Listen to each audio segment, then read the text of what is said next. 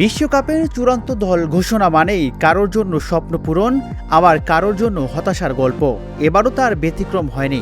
Injury কারণে আগেই ছিটকে গেছেন রদ্রিগো গোয়েস, এডার মিলিতাও এবং তরুণ প্রতিভা এস্তেভা উইলিয়ান। তবে চোটের বাইরেও বেশ কয়েকজন পরিচিত তারকা জায়গা পাননি কোচ কার্লো আনচেলোত্তির ঘোষিত ব্রাজিলের বিশ্বকাপ স্কোয়াডে।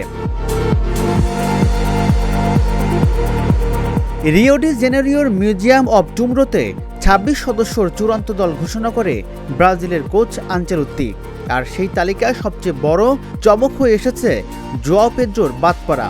চেলসির এই ফরওয়ার্ড চলতি মৌসুমে ১৫ গোল ও ৫ অ্যাসিস্ট করে ক্লাবের সর্বোচ্চ গোলদাতা হলেও বিশ্বকাপের দলে জায়গা হয়নি তার।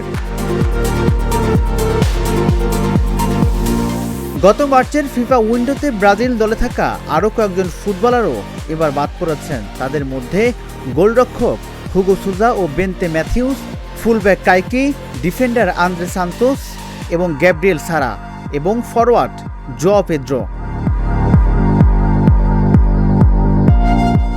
এছাড়া জায়গা মেলেনি রিচার্লিসন, আন্দ্রে পেরেইরার। সে সময় অবশ্য নিয়মিত গোলরক্ষক অ্যালিসন ও ডিফেন্ডার অ্যালেক্সান্দর ইনজুরির কারণে হুগো সুজা ও কাইকিকে দলে নেওয়া হয়েছিল। বাদ পড়া খেলোয়াড়দের নিয়ে দুঃখ প্রকাশ করেছেন আনচেলোত্তি। ব্রাজিল কোচ বলেন, এই ২৬ জনকে বেছে নেওয়া খুব কঠিন ছিল, কারণ ব্রাজিলের প্রতিযোগিতা অনেক বেশি।